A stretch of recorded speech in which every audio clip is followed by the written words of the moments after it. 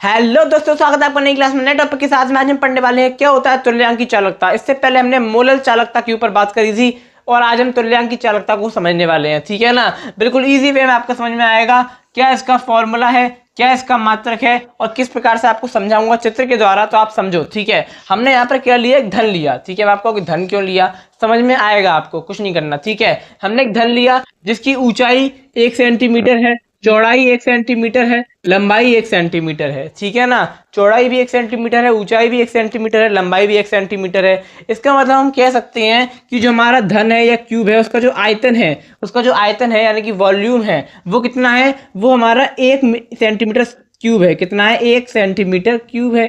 ठीक है ना, क्योंकि इसकी ऊंचाई लंबाई चौड़ाई तीनों चीजें समान है तो क्या कहते हैं, 1 सेंटीमीटर क्यूब है। ठीक है ना, 1 सेंटीमीटर क्यूब है। उसके बाद क्या होगा, इस जो आपका जो धन है उसके अंदर हमने 1 बिलियन यानी कि वैद्युत अपघटय दिया, वैद्युत अपघटय भरा। तो क्या होगा, देखो अब जो लिखा हुआ है उसको समझो। किसी 1 सेंटीमीटर क्यूब, कितने क्यूब, 1 सेंटीमीटर क्यूब। ठीक है ना, आयतन वाले बिलियन में यदि वैद्युत अपघटय का 1 ग्राम तुल्यांकी घुला होता है, क्योंकि वैद्युत अपघटय है उसका 1 ग्राम, कितना तुल्यांकी, 1 ग्राम तुल्यांकी घुला होता है। यानी कि कुछ नहीं है, ये क्या है, आयतन वाले बिलियन में, यानी कि 1 सेंटीमीटर क्यूब आयतन वाले बिलियन में कोई 1 ग्राम का क्या घुला होता है, वैद्युत अपघटय घुला होता है। तो उस बिलियन की चालकता तुल्यांक की चालकता कहलाती है, तुल्यांक की चालकता कहते हैं। बस इसका मतलब क्या है, कुछ नहीं है, बिल्कुल ईजी है। देखो क्या होता है, मान लो कोई क्या है, किसी 1 सेंटीमीटर स्क्वायर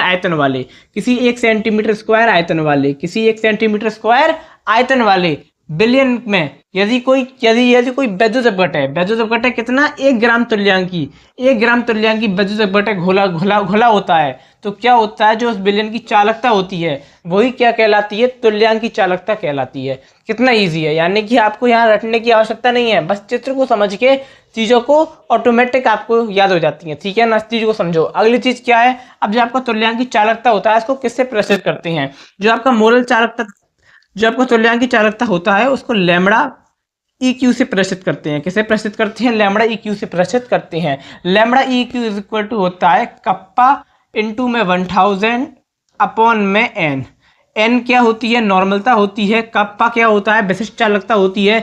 और आपका ये क्या, लैम्बडा EQ क्या है, आपका तुल्यांकी चालकता है। क्या है, तुल्यांकी चालकता है। देखो यहाँ पर यही फॉर्मूला लिखा हुआ है, कुछ नहीं है। यहाँ पर आपका कप्पा क्या है, विशिष्ट चालकता है। आपका n क्या है, नॉर्मलता है। ठीक है ना, इसका मात्रक क्या होता है, तो ओम इनवर्स EQ इनवर्स, यानी कि EQ इनवर्स का मतलब क्या हो गया, नॉर्मल तुल्यांक की चालकता इनवर्स, और साथ में सेंटीमीटर स्क्वायर ये इसका क्या हो जाता है, इसका मात्रक हो जाता है। ठीक है, इसका मात्रक इंपॉर्टेंट है, आपके बहुविकल्पी में आ सकता है तो आपको पता होना चाहिए। साथ ही साथ में तुल्यांक की चालकता का जो फॉर्मूला है वो आपको पता होना चाहिए।